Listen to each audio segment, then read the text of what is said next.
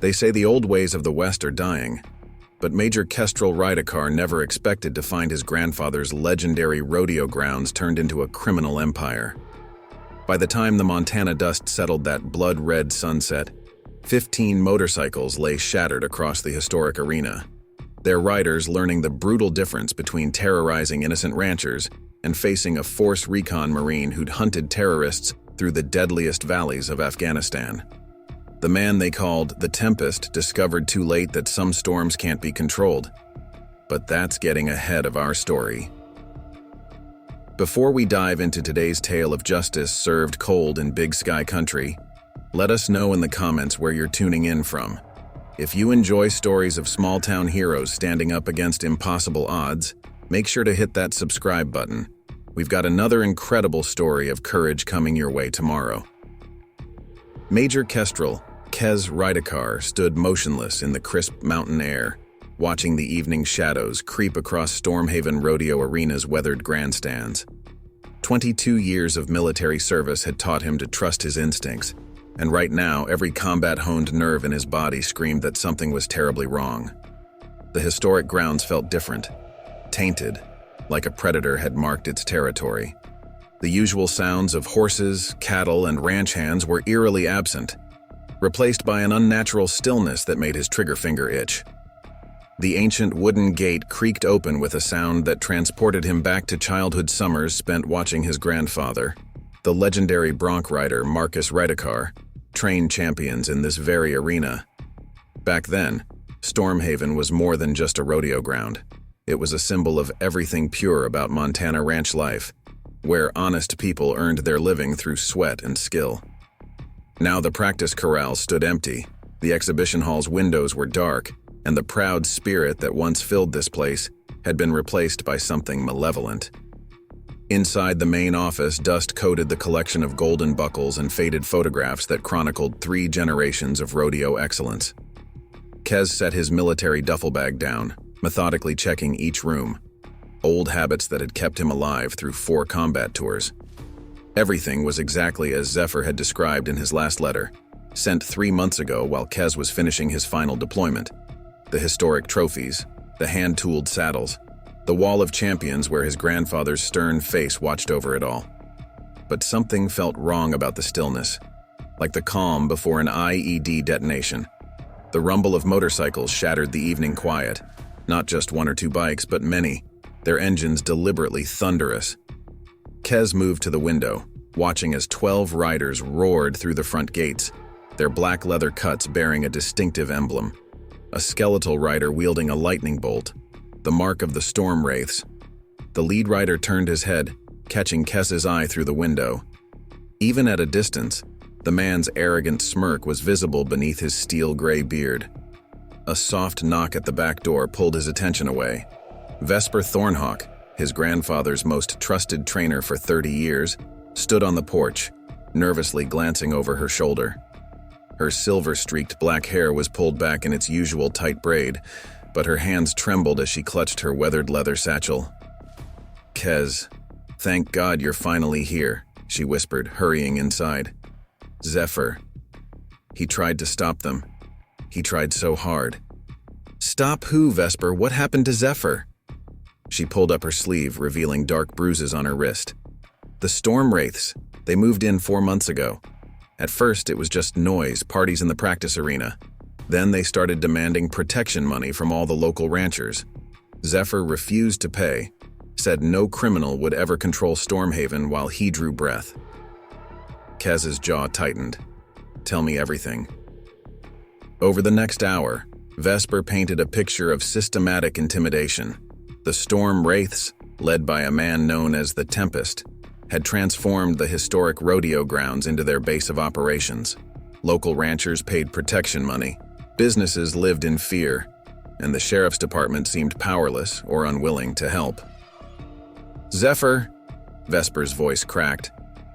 He organized meetings, tried to get people to stand together, but after they burned down the Martinez ranch, crippled poor Tommy Hayes' prized stallion, nobody dared resist anymore. The stress, the constant fear. She couldn't finish the sentence. Kez's hand clenched into a fist. He'd been hunting high-value targets in foreign lands while his mentor faced his own battle at home. The familiar weight of responsibility settled on his shoulders, the same weight he'd carried leading men through the worst firefights imaginable. A police siren wailed in the distance, then quickly fell silent. Vesper flinched at the sound. "They own some of the police," she explained. "Reports disappear, evidence vanishes. Even the FBI agent who came to investigate suddenly got transferred. Now nobody will help us." "That changes today," Kez said quietly, his voice carrying the calm authority that had steadied his men through countless missions. "Tell me about their operations. Everything you know." As Vesper detailed the Storm Wraith's activities, Kez's military training kicked in. He mentally mapped patrol patterns, noted vulnerable points, and identified potential assets and threats. This wasn't so different from analyzing insurgent activities in hostile territory, except this time, the battleground was his childhood home. "The Tempest," Vesper continued, her voice dropping to barely above a whisper. "Cypher Blacksteel's his real name. Ex-Special Forces turned mercenary. Got dishonorably discharged 5 years ago for running unauthorized ops in South America. Now he runs the gang like it's his private military company, complete with reconnaissance, tactical teams, and psychological warfare." Through the office window, they watched as 3 riders surrounded the Stride Twins' truck as it pulled up to the arena gates. Even from a distance, their threatening postures were clear. "Triple the usual payment," one biker demanded, his voice carrying across the grounds. "Tempest says you've been helping old man Ravencroft stir up trouble." Talon Stride, who'd won 3 state championships under Zephyr's training, seemed to shrink into himself. "Please, our ranch is barely breaking even. The drought this year?" The largest biker, a mountain of a man with a prosthetic leg and skull tattoos covering his neck, grabbed Talon's collar. "Maybe we need to help you understand how business works around here now. Your brother Kale still competes in the circuit, right? Be a shame if something happened to his horse before the next big race." Kez was moving before conscious thought, combat instincts taking over. Vesper grabbed his arm. "Kez, no. They'll hurt you like they hurt the others who tried to help." He gently removed her hand. "Vesper, they don't know what hurt is, but they're about to learn the difference between intimidating ranchers and facing someone who fights back." As Kez stepped out into the arena, 20 years of Force Recon training guided his movements. He moved with the fluid grace of a predator, each step purposeful.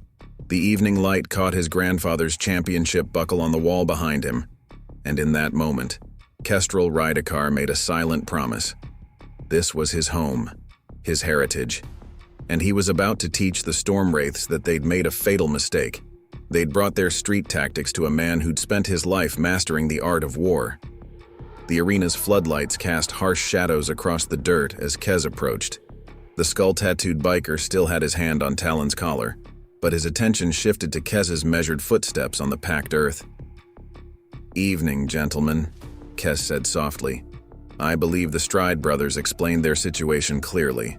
The 3 bikers exchanged glances before the largest one, wearing a cut that identified him as Wraith, released Talon with a shove. "Well, look who it is.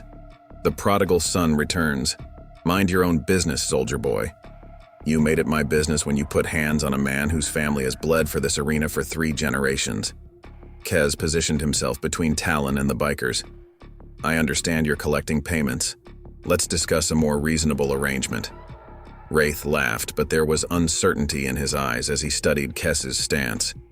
22 years of combat had left their mark, not in obvious scars or medals, but in the way Kez carried himself, the deadly calm that came from facing real danger. "Listen up, tough guy," Wraith sneered. "You don't make arrangements. The Tempest makes arrangements. And right now he's arranged for the Stride boys here to pay triple, or maybe their prize horses have an unfortunate accident." Preparing and narrating this story took us a lot of time, so if you are enjoying it, subscribe to our channel. It means a lot to us. Now back to the story. Behind Kez, Talon whispered, "Please, Major Rydekar, don't cause trouble. They'll burn our ranch like they did with the Martinez place." "No, they won't," Kez replied without taking his eyes off Wraith, "because these gentlemen are about to learn something important about Stormhaven. It's protected now." The shortest biker, a wiry man with burn scars covering half his face, pulled out a tactical knife, the click of the blade echoing in the quiet arena. Protected by who? You? By all of us. Kez smiled, but it didn't reach his eyes. You see, I've spent the last 2 decades learning about protection. Real protection, not extortion dressed up as security. And I've gotten very, very good at dealing with people who confuse the two. Wraith took a step forward, cracking his knuckles. Last chance to walk away, soldier boy. Wouldn't want to explain to the Tempest why we had to mess up that pretty uniform of yours. I'm not wearing a uniform anymore, Kez said quietly, which means I'm not bound by military rules of engagement. Think carefully about your next move. The third biker, silent until now, grabbed Wraith's arm. Hold up. This guy. I heard about him. Force Recon, 4 tours. My cousin served with him in Kandahar. They called him the Ghost. Wraith shrugged off the warning. I don't care if he's Captain America. Nobody disrespects the Storm Wraiths in their own territory. He swung a meaty fist at Kez's face. What happened next would be talked about in every ranch house and saloon across 3 counties. Kez moved with liquid grace, deflecting the punch and using Wraith's momentum to send him sprawling into the arena dirt. The scarred biker lunged with his knife, but Kez caught his wrist, twisted, and the blade clattered to the ground along with its owner. The third biker backed away, hands raised. Hey man, we're just doing our job. Your job? Kez's voice carried across the arena. Your job is terrorizing ranchers, burning homes, crippling horses. You're not warriors. You're not even soldiers. You're just bullies who never learned there's always someone bigger, someone better trained, someone who's faced real monsters. He turned to Wraith, who was struggling to his feet, spitting blood onto the arena dirt. Tell your Tempest I want to meet him. Tomorrow night, right here where my grandfather taught champions. Don't keep me waiting. As Vesper detailed the Storm Wraith's activities, Kez's military training kicked in. He mentally mapped patrol patterns, noted vulnerable points, and identified potential assets and threats. This wasn't so different from analyzing insurgent activities in hostile territory, except this time, the battleground was his childhood home. The Tempest, Vesper continued, her voice dropping to barely above a whisper. Cypher Blacksteel's his real name. Ex-Special Forces turned mercenary. Got dishonorably discharged 5 years ago for running unauthorized ops in South America. Now he runs the gang like it's his private military company, complete with reconnaissance, tactical teams, and psychological warfare. Through the office window, they watched as 3 riders surrounded the Stride twins' truck as it pulled up to the arena gates. Even from a distance, their threatening postures were clear. Triple the usual payment, one biker demanded, his voice carrying across the grounds. Tempest says you've been helping old man Ravencroft stir up trouble. Talon Stride, who'd won 3 state championships under Zephyr's training, seemed to shrink into himself. Please, our ranch is barely breaking even. The drought this year. The largest biker, a mountain of a man with a prosthetic leg and skull tattoos covering his neck, grabbed Talon's collar. Maybe we need to help you understand how business works around here now. Your brother Kale still competes in the circuit, right? Be a shame if something happened to his horse before the next big race. Kez was moving before conscious thought, combat instincts taking over. Vesper grabbed his arm. Kez, no. They'll hurt you like they hurt the others who tried to help. He gently removed her hand. Vesper, they don't know what hurt is, but they're about to learn the difference between intimidating ranchers and facing someone who fights back. As Kez stepped out into the arena, 20 years of Force Recon training guided his movements. He moved with the fluid grace of a predator, each step purposeful. The evening light caught his grandfather's championship buckle on the wall behind him. And in that moment, Kestrel Rydekar made a silent promise. This was his home, his heritage, and he was about to teach the Storm Wraiths that they'd made a fatal mistake. They'd brought their street tactics to a man who'd spent his life mastering the art of war. The arena's floodlights cast harsh shadows across the dirt as Kez approached. The skull-tattooed biker still had his hand on Talon's collar, but his attention shifted to Kez's measured footsteps on the packed earth. "Evening, gentlemen," Kez said softly. I believe the Stride brothers explained their situation clearly. The three bikers exchanged glances before the largest one, wearing a cut that identified him as Wraith, released Talon with a shove. Well, look who it is. The prodigal son returns. Mind your own business, soldier boy. You made it my business when you put hands on a man whose family has bled for this arena for 3 generations. Kez positioned himself between Talon and the bikers. I understand you're collecting payments. Let's discuss a more reasonable arrangement. Wraith laughed, but there was uncertainty in his eyes as he studied Kez's stance. 22 years of combat had left their mark, not in obvious scars or medals, but in the way Kez carried himself, the deadly calm that came from facing real danger. Listen up, tough guy, Wraith sneered. You don't make arrangements, the Tempest makes arrangements. And right now, he's arranged for the Stride boys here to pay triple. Or maybe their prize horses have an unfortunate accident. Behind Kez, Talon whispered, Please, Major Rydekar, don't cause trouble. They'll burn our ranch like they did with the Martinez place. No, they won't, Kez replied without taking his eyes off Wraith. Because these gentlemen are about to learn something important about Stormhaven. It's protected now. The shortest biker, a wiry man with burn scars covering half his face, pulled out a tactical knife, the click of the blade echoing in the quiet arena. Protected by who? You? By all of us. Kez smiled, but it didn't reach his eyes. You see, I've spent the last 2 decades learning about protection. Real protection, not extortion dressed up as security. And I've gotten very, very good at dealing with people who confuse the two. Wraith took a step forward, cracking his knuckles. Last chance to walk away, soldier boy. Wouldn't want to explain to the Tempest why we had to mess up that pretty uniform of yours. I'm not wearing a uniform anymore, Kez said quietly, which means I'm not bound by military rules of engagement.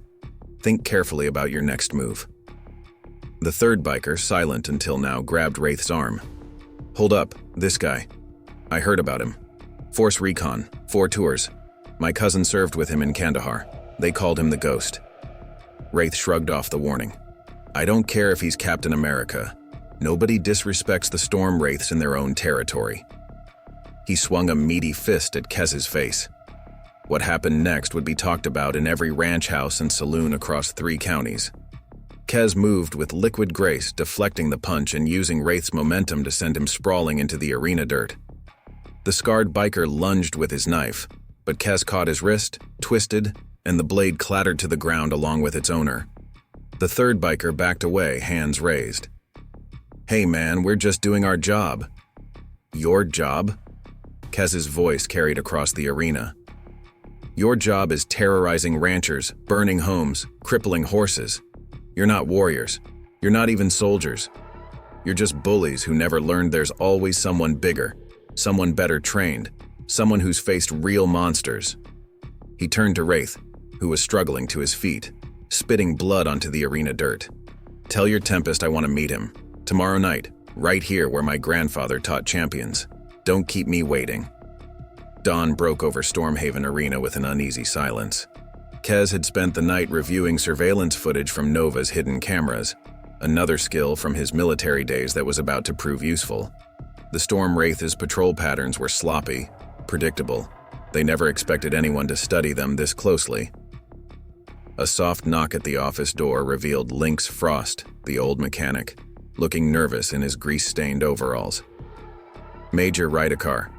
I worked with Zephyr on the maintenance crew before the Storm Wraiths took over. Come in, Lynx, tell me what you know. The mechanic glanced over his shoulder before entering. There's something about the arena you need to know. During Prohibition, this place was a smuggling hub.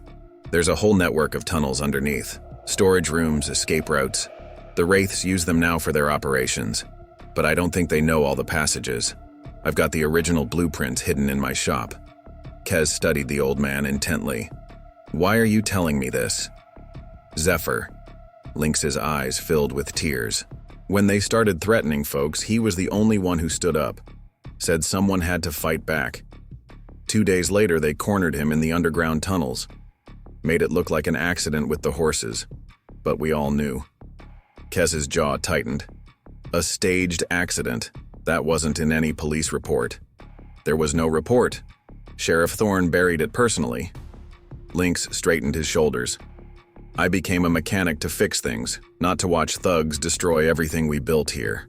Tonight, Kez said quietly, things change. But I need you to do something for me. By mid-morning, the grounds were buzzing with whispered conversations. The confrontation at the front gate had sparked something. Not quite hope, but a restless energy.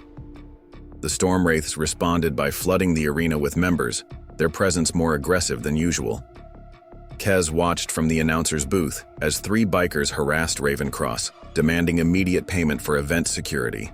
The elderly announcer's hands shook as she counted out bills from her retirement fund. His phone buzzed, a text from an unknown number.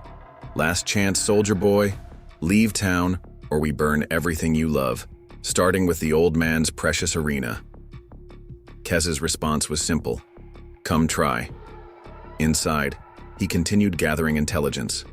Lynx's notebook provided names, dates, locations. The Storm Wraiths had started small. Noise complaints, vandalism, then protection payments from local businesses. Soon they controlled rodeo permits, livestock inspections, even competition rankings. The Tempest's military background had helped him create a network of corruption reaching into the state capital. A knock at the back door revealed Talon Stride, looking over his shoulder. Major, my brother sent me, said to give you this. He handed over a USB drive. Security footage, Talon explained. Kale's been saving it. Every payment, every threat.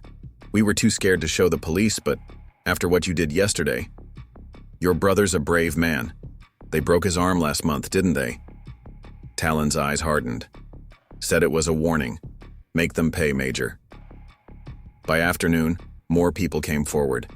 Vesper brought her late husband's radio equipment, perfect for secure communications. Nova offered her feed store's basement as a safe house. Even Ravencross, whose family had lost everything to the Wraith's extortion, provided documentation of suspicious insurance claim denials. The office had become an operations center, maps marked with patrol routes, lists of corrupted officials, financial records showing money movements. The Storm Wraiths had created their own little kingdom, but they'd never faced an enemy who understood asymmetrical warfare. A commotion outside drew his attention. 2 bikers were spray-painting threats on the arena walls. Dead man walking. Through his newly installed security cameras, Kez watched calmly as they took special pleasure in destroying Zephyr's memorial plaque. Deputy Sarah Chen called from her new posting in Seattle. They're nervous. The Tempest called an emergency meeting. Every member has been ordered to the arena tonight. Perfect. Everything ready on your end? State Police Tactical Unit is on standby. FBI too, but Kez... Chen hesitated. These guys aren't just thugs. The Tempest, he enjoys hurting people. Makes it personal. I know. Kez checked his watch. Time to prepare for tonight. He spent the next hour coordinating with his volunteers. Veterans from 3 wars who lived in the area, men and women who understood duty, who remembered what it meant to protect their home. Lynx positioned himself in the old water tower, perfect overview of the entire grounds. The Stride twins took up positions covering the tunnel exits. Every approach, every escape route would be watched. As sunset approached, Kez made one final call to his FBI contact. You have everything? Enough to take down their whole operation. Just get us proof of the Tempest's direct involvement. Kez hung up and walked to his grandfather's trophy case. Inside, hidden in the base of an old championship buckle, was a small recording device, military grade, courtesy of his Force Recon days. Vesper appeared at his door one last time. Kez, please be careful. These men and their animals. No, Vesper, animals kill for food or survival. These men do it for pleasure. He checked his watch. That's why they need to be stopped. Outside, motorcycles roared in the distance, dozens of them. The Storm Wraiths were gathering for what they thought would be their victory. They didn't understand that Kez had spent 22 years learning the art of war. Tonight wouldn't be a street fight, it would be an operation, and the Storm Wraiths were about to learn the difference between being predators and being prey. As darkness fell, Kez stepped out onto the arena grounds, his grandfather's championship buckle containing more than just a recording device. It contained hope. Hope for a community living in fear. Hope for justice long delayed. The Tempest wanted to meet the man who dared challenge his authority. He was about to discover that he hadn't just picked a fight with a veteran. He'd started a war. The historic Stormhaven Arena loomed against the darkening sky, its floodlights casting long shadows across the grounds. Once a place of celebration and community pride, now it served as the Storm Wraith's fortress. Motorcycles lined the parking area. Kez counted 28, plus 6 black SUVs belonging to their associates in state government. "Water tower in position," Lynx whispered through the earpiece. "Got eyes on 4 armed guards on the roof. They're carrying military-grade hardware, Major. These aren't street weapons." The Stride twins checked in next. "Underground access covered. They've got men at all the main tunnel entrances, but they don't know about the Prohibition-era route behind the old stables." Deputy Chen's voice crackled through. "State police units in position, 5 minutes out. FBI tactical team standing by. But Kez, we just got intel. The Tempest, he's not just some dishonorably discharged soldier. He was Black Ops, specialized in psychological warfare. His unit was disbanded after what they did to civilians in South America." Kez walked alone down the center of the arena, boots silent on the packed earth. No weapons, they'd be expecting that. Instead, he carried his grandfather's legacy, knowing what it represented would hurt the Tempest far more than any bullet. 2 massive bikers blocked the main stable entrance, assault rifles poorly concealed under their cuts. "Hold it, tough guy.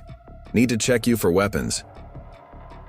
"Check all you want," Kez said calmly. "I'm not here to fight. I'm here to negotiate." They patted him down roughly, then escorted him inside. The main arena, where he'd watched his grandfather train champions, had been transformed.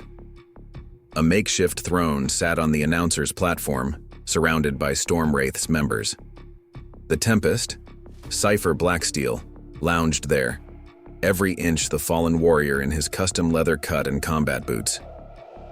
"Welcome, Major Rydekar," the Tempest's voice carried across the arena. "I've heard so much about you. The ghost of Kandahar returns home." Kez studied his opponent. Cypher Blacksteel, age 45, former Special Operations, built his gang through a combination of military tactics and calculated brutality. The man's eyes were cold, predatory, carrying the same emptiness Kez had seen in warlords and terrorist leaders. "You've caused quite a stir," the Tempest continued, "interfering with legitimate business transactions, threatening my men. Very disappointing." "Legitimate?" Kez's voice remained calm. "Like staging Zephyr Ravencroft's accident in the tunnels? Making the community watch as you broke a legend?" The Tempest smiled, but it never reached his eyes. "Tragic mishap. No police report filed, as I recall. Just like there won't be a report when they find what's left of you scattered across your grandfather's precious arena." Laughter rippled through the gang members. Kez noted positions, weapons, exits, old habits that never died. "Before we discuss my future," Kez set the championship buckle on a nearby barrel, "let's talk about yours. I have some interesting documents, financial records, witness statements, footage of your state judge friend accepting bribes at the last rodeo championship." The Tempest's smile faltered slightly. "Documents can be lost. Witnesses change their minds. You're not the first to try this, Ghost." "True." Kez removed a thick folder from his jacket. "But I'm the first who sent copies to every law enforcement agency in 5 states plus major media outlets. Time release emails set to send everything at midnight unless I stop them." The smile vanished completely. "You're bluffing. Your protection racket brings in roughly $300,000 a month, split between 40 core members, minus 60% kicked up to your friends in the state capital. That's why you needed to double Raven Cross's payments, to cover Sheriff Thorne's gambling debts." "Where did you get that information?" The Tempest's voice carried a dangerous edge. "I spent 22 years gathering intelligence on warlords and terrorist cells. You really think your quartermaster's encrypted ledgers were a challenge? By the way, using rodeo competition numbers as a code for payment amounts? Creative. but obvious to anyone who knows the circuit. Murmurs spread through the gathered bikers. Kez caught uncertainty in some faces, fear in others. They'd never faced an opponent who'd done his homework. "Wraith," the Tempest barked. "Show our guest what happens to people who spread lies." The massive biker from the gate confrontation stepped forward, cracking his knuckles. But Kez wasn't finished. "Interesting timing," he continued. "Wraith here tried to shake down the Stride brothers exactly when your friend in livestock inspection scheduled a surprise visit. Almost like it was coordinated. Almost like someone's been documenting your entire operation." More murmurs. The Tempest's face contorted with rage. "Enough. Kill him." Wraith charged, but Kez was ready. 22 years of close combat training took over. He sidestepped the wild punch, using Wraith's momentum to send him crashing into the arena rails. "Now!" Kez shouted into his concealed mic. The arena exploded into chaos. Floodlights shattered as flashbang grenades detonated. State police tactical teams rappelled from the roof. FBI agents burst through side doors. The Stride twins crashed through the underground tunnel entrances with more law enforcement behind them. Some bikers tried to fight, others ran. The Tempest scrambled for a hidden exit but found Lynx blocking his path, hunting rifle raised. "Going somewhere, soldier?" The old mechanic growled. "This is for Zephyr." In less than 3 minutes it was over. Kez stood in the center of the arena, surrounded by groaning bikers and the sounds of handcuffs clicking shut. The Tempest, face bloodied from resisting arrest, glared at him with cold calculation that suggested this was far from finished. "You think this changes anything?" Cypher Blacksteel spat blood onto the dirt. "I have friends, powerful friends, people who understand that sometimes the darkness is necessary." "You had friends," Kez corrected him, "but they're all going down with you. Right now, FBI agents are raiding the homes of every official in your pocket. That includes Judge Morrison, who signed so many favorable rulings after his daughter mysteriously got that rodeo scholarship." Deputy Chen approached, holding papers. "Major Rydekar, arrest warrants just came through for Thorne and his deputies. We're picking them up now." Kez nodded, then turned back to the Tempest. "See, you made a classic mistake. You thought fear and violence were the ultimate weapons, but information, that's what really wins wars." As the Storm Wraiths were led away in handcuffs, Kez retrieved his grandfather's championship buckle. Inside, the hidden recorder had captured every word, every threat, every admission of corruption. Through his earpiece, he heard Lynx whisper, "Your grandfather would be proud, son." Outside, ranchers and townspeople had gathered, watching as their tormentors were loaded into police vans.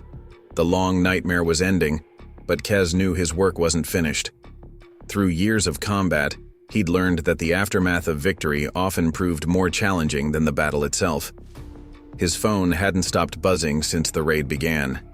FBI agents needed statements, state police requested documentation, local news crews were already gathering at the arena gates. But the most important call came from Talon Stride. "Major Rydekar," the young rancher's voice trembled. "They're back. Not the main gang, but their allies, the Desert Demons from Nevada. They're at the stables, saying the territory is up for grabs." Kez was moving before Talon finished speaking. He'd anticipated this. Power vacuums always attracted opportunists. Through his earpiece, he alerted his volunteer network. "Lynx, you copy? Read you clear, son. Already got eyes on them. 6 bikes, 3 trucks. They're trying to move in fast, take over the Wraith's protection racket." Kez reached the stables in time to see 8 men in Desert Demon's colors surrounding the Stride twins.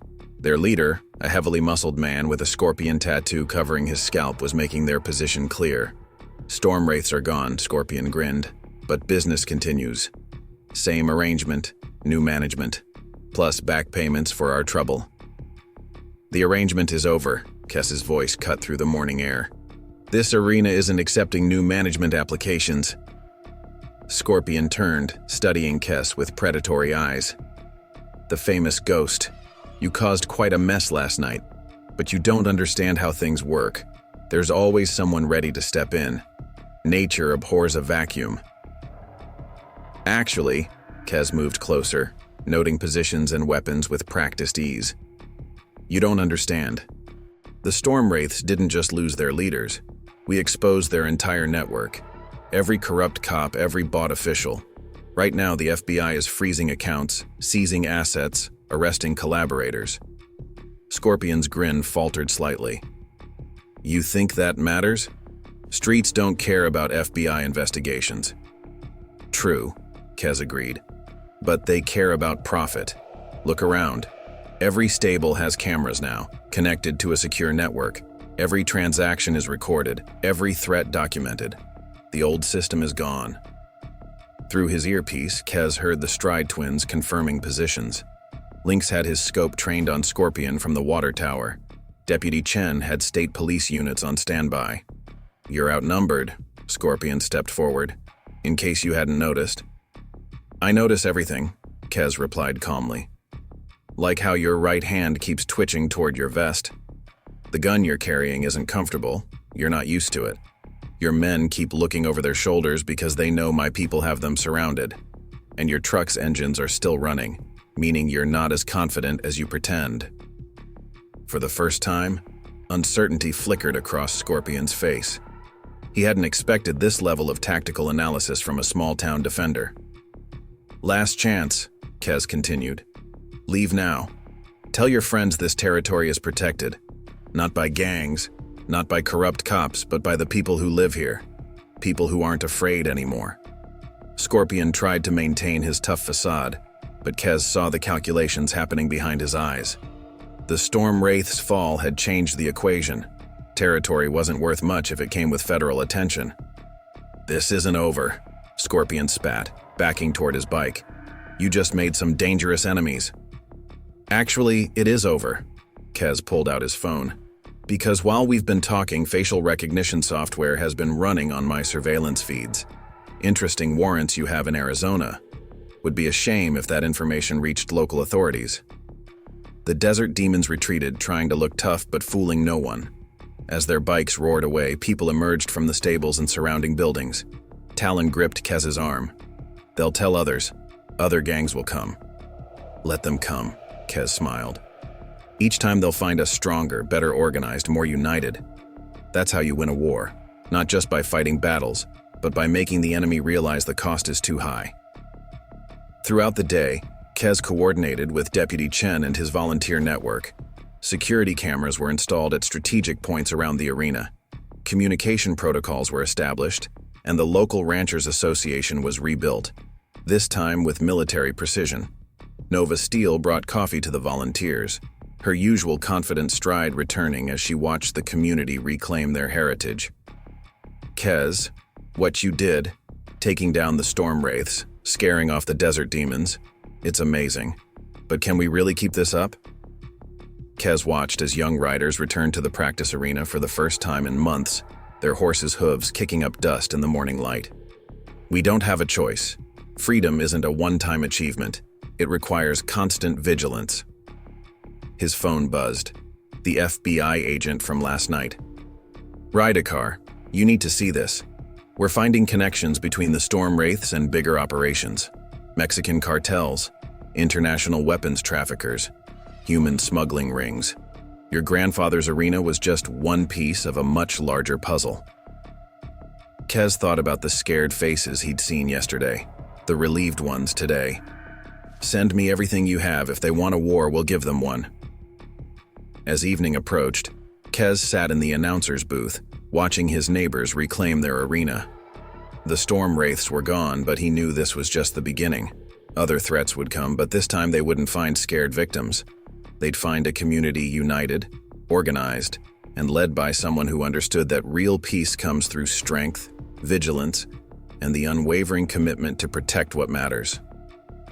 The war for Stormhaven was just beginning, and Kestrel Rydekar intended to win it, not just for his grandfather's memory, but for every person who'd ever felt powerless against those who ruled through fear.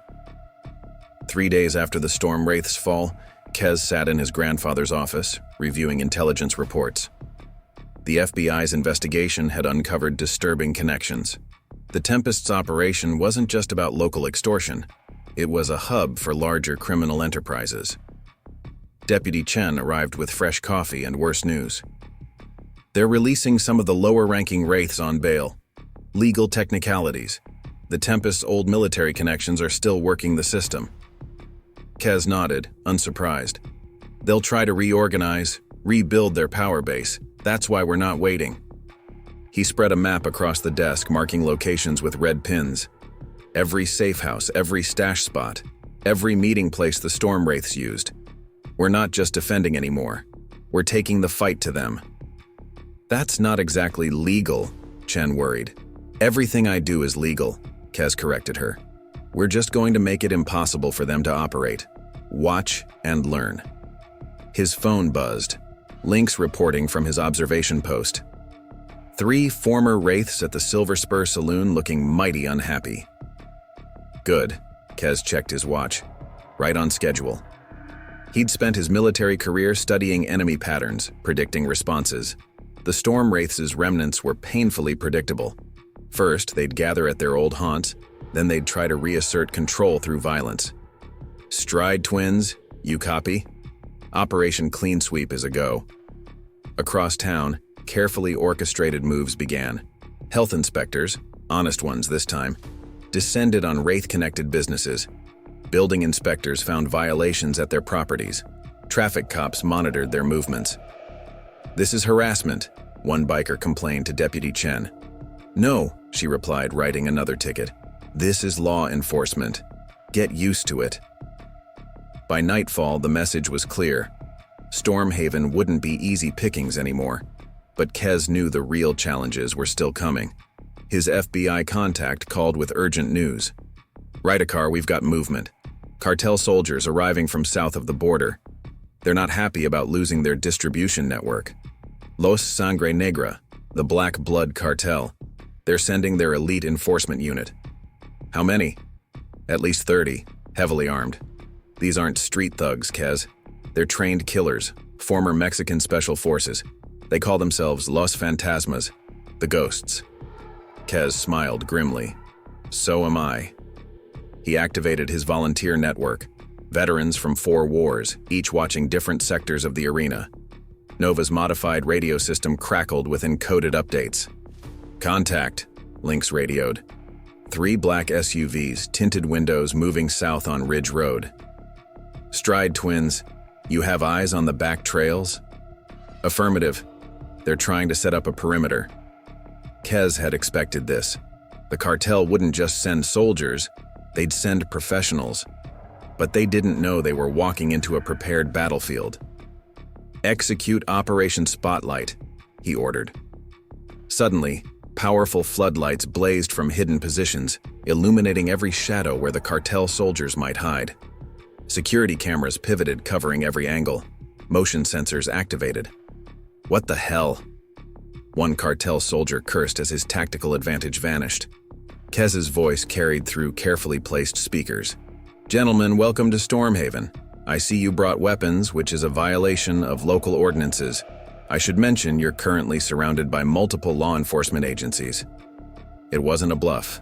FBI tactical teams had been waiting. State police SWAT units emerged from concealed positions. Even honest local cops, tired of corruption, joined the operation. "You have exactly 1 minute to surrender," Kez continued. "After that, things get complicated." The cartel soldiers were good, but they weren't prepared for this level of coordination. They'd expected to intimidate a small town. Instead, they found themselves in a military-style ambush. "This isn't over," their leader shouted as they retreated. "The cartel doesn't forget." "Neither do I," Kez muttered, watching through his surveillance feeds. Later that night, his volunteers gathered in the arena office. The Stride twins brought food from their ranch, Deputy Chen provided updates on arrests, and Lynx cleaned his rifle while providing tactical assessments. The old mechanic's eyes carried a haunted look as he shared intelligence from his network of local veterans. "They'll be back," Lynx warned, checking his scope alignment. "Los Sangre Negra doesn't take kindly to humiliation, especially from a small-town operation like ours." "Let them come," Kez replied, studying surveillance feeds. "Each time they'll find us stronger. This isn't just about defending anymore. It's about sending a message. Stormhaven isn't just another target. It's a community that fights back." Nova brought fresh coffee, her hands steady now where they once trembled. Kez, what you've done, it's a miracle. But can we really stand against a cartel? They have resources, connections we can't match. Kez showed them the map, now marked with defensive positions, escape routes, and safe houses. We're not just standing against them, we're building something they can't defeat, a community that's not afraid anymore. His phone buzzed with a text from an unknown number. The cartel sends its regards. Your grandfather's championship trophies are quite impressive. Would be a shame if something happened to them. Kez's jaw tightened. They still didn't understand. Threats wouldn't work anymore. Chen, he called out, contact your FBI friends. Tell them it's time for Phase 3. The complete takedown? Everything.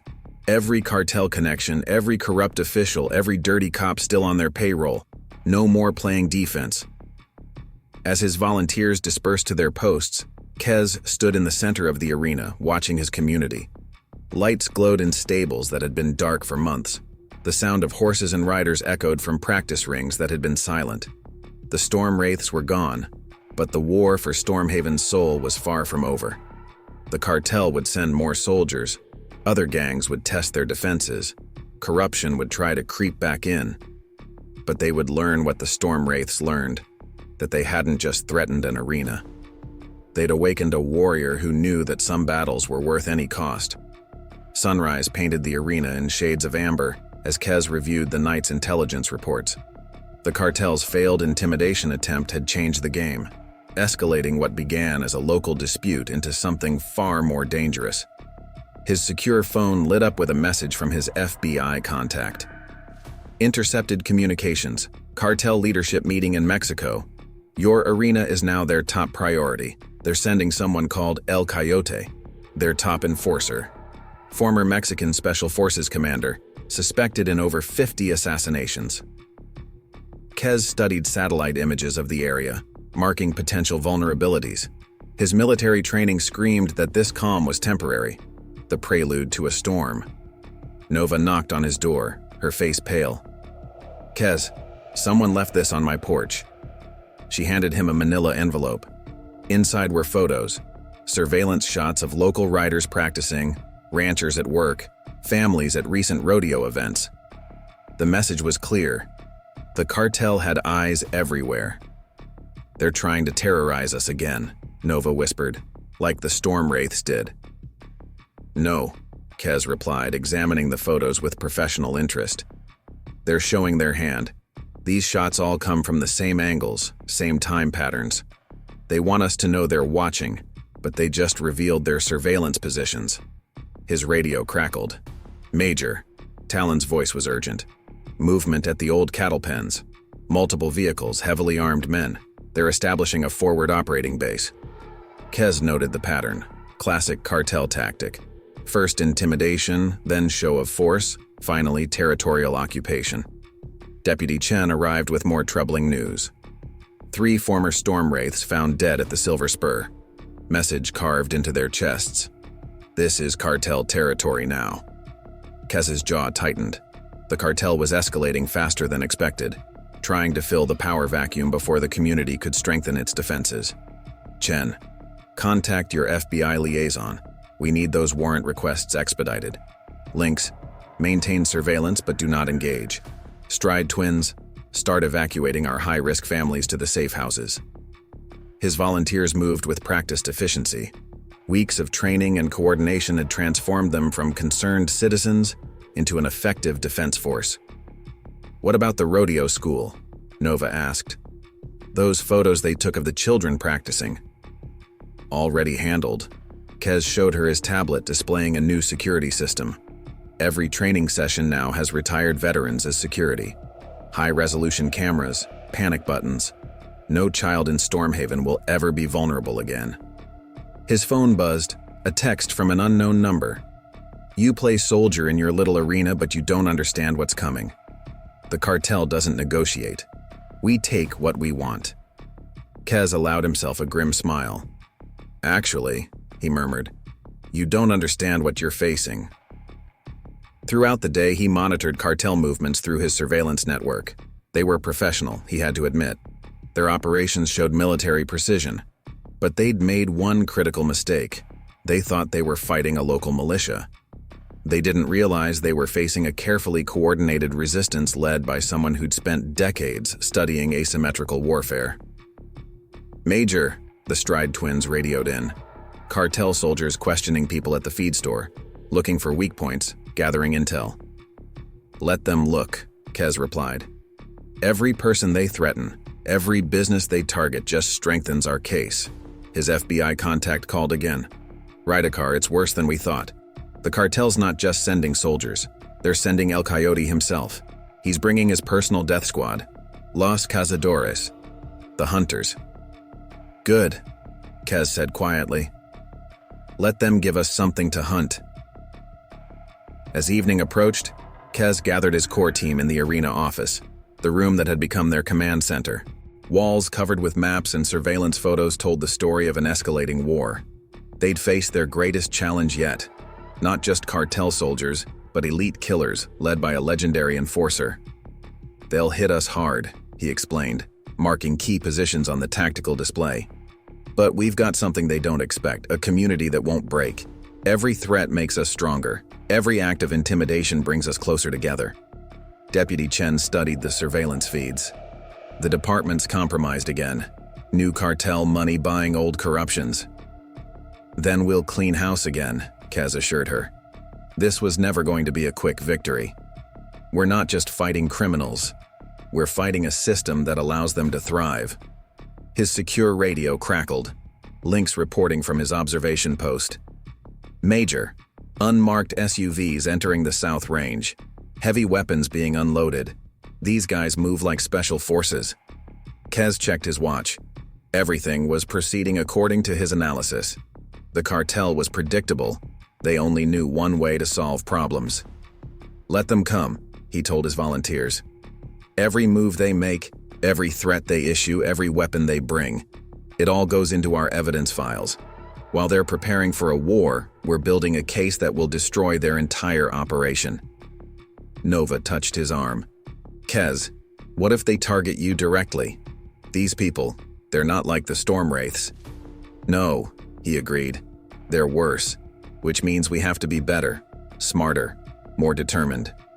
Outside, the sun set over Stormhaven Arena. Lights came on in stables that once stayed dark in fear. Young riders practiced in rings that had been empty for months. The community was healing, finding its strength. But Kez knew the real fight was just beginning. The cartel wouldn't stop with threats and intimidation. They were coming to erase Stormhaven's resistance, to make an example of anyone who dared stand against them. They didn't understand that some things were worth any cost, that real strength came not from violence or fear but from protecting others. "Let them come," Kez thought, watching movement on the thermal cameras. They're about to learn what the Storm Wraiths learned, that they haven't just threatened an arena. They've declared war on a community that refuses to surrender. The first sign of the cartel's real offensive came at midnight, not with violence, but with money. Kez watched through his surveillance network as luxury SUVs delivered men in expensive suits to City Hall for an emergency council meeting. "They're buying the whole system," Deputy Chen reported, monitoring police channels. "New bribes, bigger promises, half the council's already in their pocket." Kez had expected this. The cartel operated differently from street gangs. They corrupted from the top down. By morning, parking enforcement was ticketing cars outside resistant businesses. Health inspectors suddenly found violations at stables that supported the community watch. Competition permits were mysteriously revoked. "They're trying to strangle us legally," Talon Stride said during the emergency community meeting. "My brother's rodeo license just got suspended. No explanation." "Not legally," Kez corrected. "They're using the law as a weapon, but they don't understand what they're up against." He unveiled his countermove. Dozens of file boxes containing financial records, surveillance footage, documented bribe payments. 22 years of military intelligence work had taught him to gather evidence of everything. "Every council member who voted against us," he explained. "Their offshore accounts are now being investigated. Every inspector who suddenly found violations, their connection to cartel shell companies is documented. They think they're buying a system, but they're really building their own prison. His phone buzzed, a message from his FBI contact. El Coyote arrived last night. Already 2 bodies found. He's sending a message. Kez studied the crime scene photos. The victims were former Storm Wraiths members who'd refused to work with the cartel. Their deaths were meant to show the price of resistance. They still think this is about fear, he told his volunteers. Time to show them what real strength looks like. Throughout the day, Stormhaven's resistance intensified. When cartel soldiers tried intimidating local ranchers, they found veterans waiting. When corrupt cops performed random searches, residents filmed everything. Every move the cartel made was documented, every threat recorded. Major, the Stride twins radioed from their observation post. El Coyote's making moves. Spotted him meeting with former Storm Wraiths at the old cattle pens. Good, Kez replied. Chen, notify your FBI contact. Time for Phase 3. Phase 3 was what Kez did best, turning the enemy's strength against them. The cartel had sent their top enforcer to break Stormhaven's spirit. Instead, they'd given Kez the perfect target. As night fell, El Coyote made his move.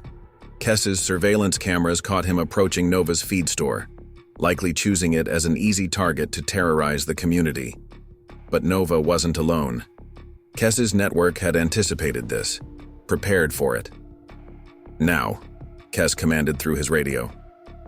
Floodlights blazed. El Coyote found himself surrounded by FBI tactical teams, their weapons trained on his position.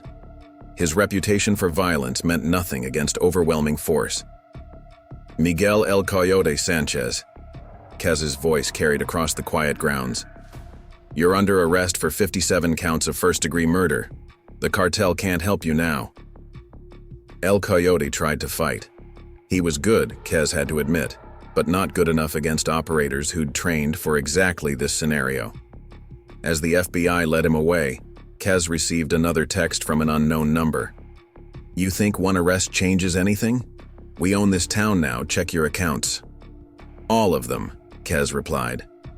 Within hours, the cartel's carefully constructed network began to crumble. Shell companies were exposed, bank accounts were frozen. Every official they'd bribed suddenly faced federal investigation.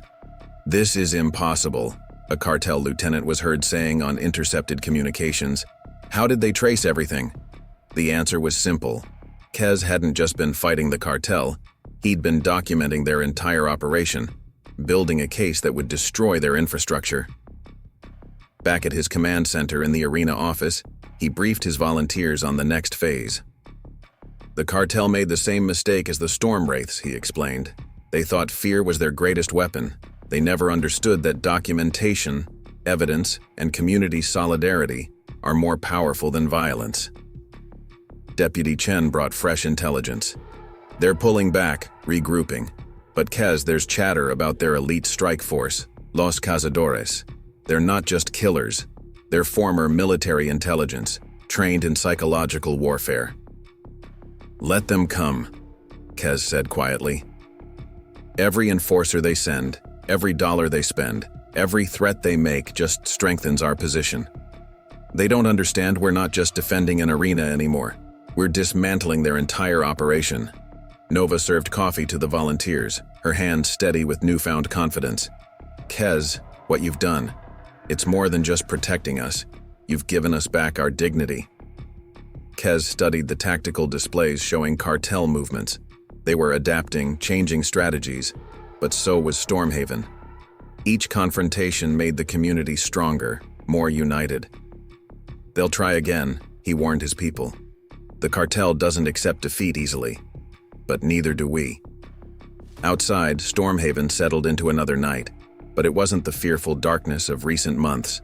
Arena lights glowed, horses moved in their stalls, riders practiced their routines. The cartel would send more soldiers, more money, more threats, but they would learn what El Coyote learned, that they hadn't just targeted an arena, they'd awakened a community that refused to be victimized. Dawn brought new challenges. The cartel's response came not with violence but with sophistication. Their tech specialists launched cyber attacks against the arena's security systems. Their financial experts began targeting bank loans and insurance policies. Their legal team filed dozens of lawsuits against Kez, his volunteers, anyone who dared resist. "They're trying to drown us in paperwork," Chen explained, dropping another stack of legal documents on Kez's desk. "Harassment claims, civil rights violations, defamation suits." Kez studied the papers with a grim smile. "They still don't understand. Every lawsuit requires discovery. Every claim needs evidence. They're not attacking us. They're giving us legal access to their entire operation." His phone rang, the FBI contact sounding worried. "Rydekar, cartel leadership is furious. They've never failed to take territory before. They're calling in their elite unit, Los Cazadores, not just killers. These guys are professional intelligence operators, experts in psychological warfare." "Perfect," Kez replied. "Let them waste resources. Every specialist they send is another thread we can pull to unravel their organization." Throughout the morning, Kez watched the cartel's new tactics unfold. Local media suddenly ran stories questioning the Community Watch's methods. Anonymous sources claimed Kez was a dangerous vigilante. Social media filled with orchestrated outrage. "They're trying to turn public opinion against us," Nova worried, showing him the latest news reports. "No," Kez corrected her. "They're showing their desperation. Each false story, each planted narrative gives us more evidence of their coordination." His secure radio crackled. Links reporting from his observation post. "Major, got eyes on some interesting visitors. Cartels meeting with former officials, judges, even some state legislators." "Document everything," Kez ordered. "They think they're building alliances. They're actually creating a conspiracy map for federal prosecutors." By midday, the pressure intensified. Building inspectors condemned 3 supportive businesses. The health department suspended stable licenses. Police conducted random traffic stops on Community Watch volunteers. But Stormhaven had changed. Instead of cowering, residents filmed every interaction. Instead of paying bribes, business owners documented every inspection. The cartel's bureaucratic warfare backfired, creating a paper trail of corruption. "They're getting desperate," Deputy Chen noted, monitoring police channels. "Chatter suggests they're planning something big, multiple teams moving into position." Kez checked his tactical displays. The cartel had learned from their previous failures, deploying forces more carefully, but they still didn't understand what they were really fighting. "Chen, activate Protocol Delta. Links, alert all observation posts. Stride Twins, begin evacuation procedures."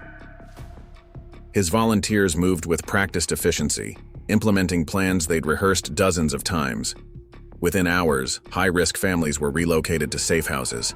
Surveillance coverage doubled. Every approach to Stormhaven was monitored. "You've turned the whole arena into a fortress," Chen marveled. "Not a fortress," Kez corrected her. "A community. The cartel keeps thinking in terms of territory and control. They don't understand that we're not just defending buildings. We're protecting homes, families, lives." His phone buzzed with another threat. "You've made powerful enemies. Everyone has a breaking point. We'll find yours." Kez's response was simple. "Others have tried." As evening approached, the cartel's new offensive began, not with brute force but with surgical precision. Kez watched through his surveillance network as Los Cazadores deployed their elite teams. Their movements were perfect, their tactics flawless. These weren't ordinary criminals. They were professionals trained in the art of systematic destruction. 3 teams, Links reported from the water tower. Moving like special forces. They're setting up sniper positions around the arena perimeter. Through his command center screens, Kez tracked their approach. The cartel's elite unit moved with the kind of precision he recognized from his own military days. Each team covering the others, every angle calculated, no movement wasted. "They're good," Deputy Chen observed, watching the thermal imaging feeds. "They're predictable," Kez corrected. "Military precision works both ways. You can anticipate it if you know what to look for." His phone buzzed with a message from his FBI contact. "Rydekar, Los Cazadores isn't just there to take the arena. They're there to make an example. Their commander, Colonel Santiago El Fantasma Rivera. He specializes in breaking community resistance, not just through violence but by destroying the spirit of unity itself. Kez smiled grimly. Then he's about to learn a harsh lesson about the power of united communities. The first strike came at midnight. The arena's power grid suddenly failed, but Kez had anticipated this. Backup generators hummed to life instantly, and hidden thermal cameras caught the cartel's infiltration team in their tracks. "Chen, execute Protocol Omega," Kez commanded. Across Stormhaven, carefully positioned teams of federal agents and state police moved into predetermined positions. The cartel thought they were launching a surprise attack. Instead, they were walking into an elaborately prepared trap. "Major," the Stride twins radioed from their position. "Second team trying to breach through the old tunnel system." "Let them," Kez replied. "Lynx, are the modifications ready?" "Like you planned, son. They'll find more than they bargained for down there." The cartel's tunnel team discovered too late that the old Prohibition passages had been rigged with motion sensors and marking devices. Every member emerged covered in fluorescent tracking powder, visible through night vision, and making them easy targets for the waiting law enforcement teams.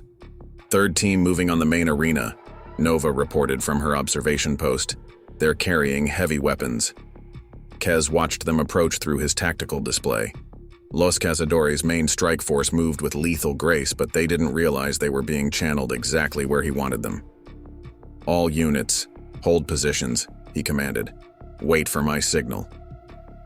Inside the arena, the elite cartel unit found what appeared to be Kez's command center. Computers running, communications equipment active, maps and documents spread across desks. What they didn't realize was that everything was a carefully crafted deception. "Target location secured," one of Los Cazadores reported over their encrypted channel, which Kez's team had already cracked. "Moving to Phase 2. Now," Kez ordered into his radio. The arena erupted into controlled chaos. Hidden lights blazed, temporarily blinding the night vision-equipped cartel operators. State police tactical teams rappelled from the rafters. FBI SWAT units burst through side doors. The Stride twins led local law enforcement through the tunnels, cutting off escape routes. But Los Cazadores didn't earn their reputation by being easily trapped. They responded with military precision, taking defensive positions and returning fire with expert accuracy. "They're good," Lynx admitted, watching through his scope. "They're trapped," Kez corrected. "And they don't even know it yet." The real command center, hidden in the old announcer's booth, gave Kez a perfect view of the battle unfolding below. Los Cazadores fought with incredible skill, but they were fighting the wrong battle. While they engaged with law enforcement, Kez's real operation was already in motion. "Chen, are the teams in position?" Federal agents are hitting every cartel-connected business and official simultaneously. State police are moving on their safe houses. Even their offshore accounts are being frozen as we speak. Los Cazadores' commander, El Fantasma himself, suddenly realized the truth. "It's a distraction," he shouted over their comm channel. "The arena's not the real target." "Correct," Kez's voice came through their own radio frequencies, courtesy of their communications expert. "You're not here to take territory. You're here to be documented. Every one of you is now identified. Your connections to the cartel proven, your methods recorded. Welcome to the evidence file." El Fantasma's response was immediate and violent. "Burn it all," he commanded. "Leave nothing standing." But when his men tried to trigger their pre-planted explosives, nothing happened. Lynx's modifications had found and neutralized every device during his late-night maintenance rounds. "Looking for these?" Kez held up a detonator. "Your explosives expert really should be more careful about checking his equipment for tampering." The tide turned quickly after that. Caught between federal agents and state police, their escape routes blocked, their support network being dismantled across 3 states, Los Cazadores faced a choice: surrender or fall. "You think this ends here?" El Fantasma shouted as his men were systematically disarmed and arrested. "The cartel doesn't forget. They'll send others."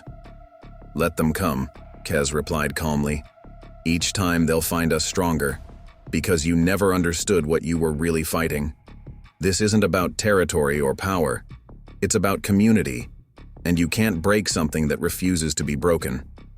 As the last of Los Cazadores were led away in handcuffs, Kez received a final text from an unknown number. "You've just started a war you can't win." His response was simple. "No. I just finished one you never understood." Dawn broke over Stormhaven Arena, painting the sky in shades of victory. But Kez knew the real work was just beginning. The cartel's influence ran deep, and justice would require more than just one night's victory. It would demand vigilance, unity, and an unwavering commitment to protect what mattered most. Not just the arena's legacy, but the spirit of a community that had learned to stand together against any threat. As news of the cartel's defeat spread, a new energy swept through Stormhaven. Ranchers and riders gathered in the arena, sharing stories of resilience, unity, and the power of standing together. Kez watched from the announcer's booth, a sense of pride swelling in his chest. They had won more than just a battle. They had reclaimed their community's spirit. But he knew the work wasn't finished. Corruption had deep roots, and justice would require more than just exposing the truth. It would demand accountability, reform, and a commitment to rebuild what had been broken. His phone buzzed with a call from his FBI contact. "Rydekar, the Attorney General wants to speak with you personally. What you've uncovered, it's bigger than we ever imagined. The cartel's influence in the rodeo circuit, the corruption in the State Athletic Commission, it goes all the way to the top." "Tell her I'm ready to get to work," Kez replied, studying the morning sun glinting off the arena's weathered walls. The next weeks passed in a whirlwind of activity. Federal agents poured into Stormhaven, following the evidence trail Kez had provided. Arrests were made, assets seized, corrupt officials indicted. The scale of the cartel's influence shocked even the most cynical observers. But Kez's focus remained on his community. He worked tirelessly with his volunteers, helping displaced families return to their ranches, assisting local businesses in reopening, and supporting riders in processing the trauma they'd endured. Nova found him one evening reviewing rebuilding plans in his grandfather's office.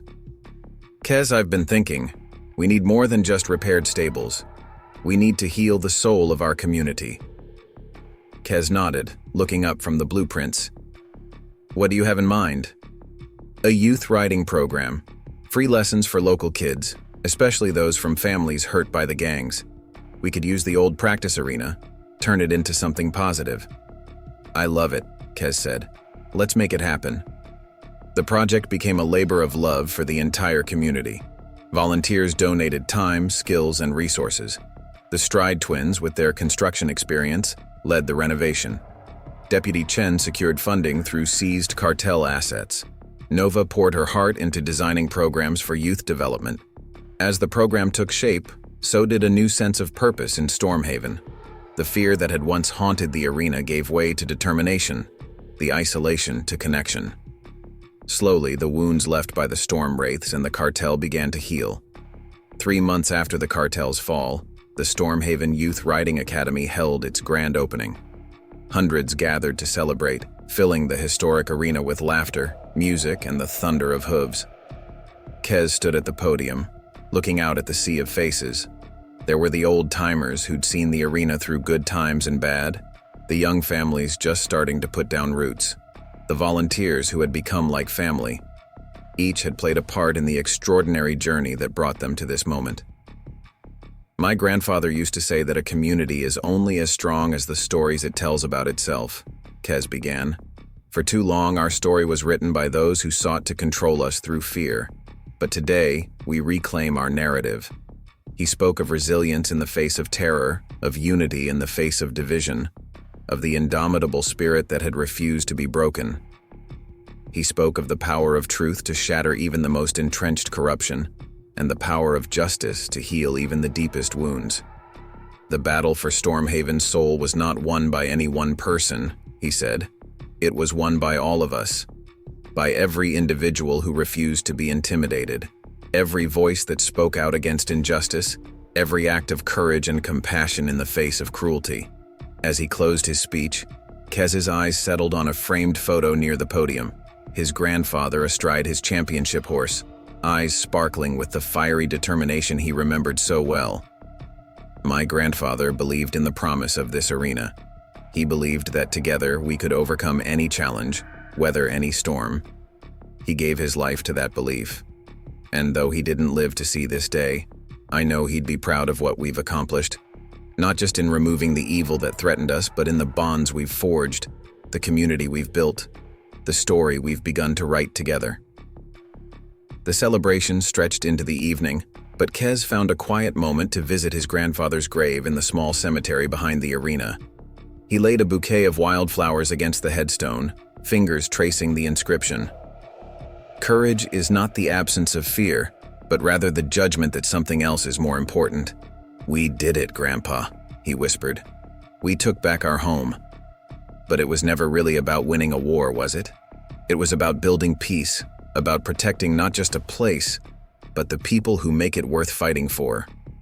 As he walked back toward the arena, toward the lights and laughter and life, Kez knew his journey in Stormhaven was far from over. There would be more challenges ahead, more battles to fight, more stories to write. But he also knew he would never have to fight them alone. He had an army at his back now, an army of neighbors, friends, and family, united not by fear or force, but by an unshakable commitment to each other. This was just the beginning, and he couldn't wait to see what the next chapter held. For now, Stormhaven was more than just another rodeo arena. It was a beacon, a shining example of what happens when people stand together, fight together, believe together. Up next, you've got 2 more standout stories right on your screen. If this one hit the mark, you won't want to pass these up. Just click and check them out.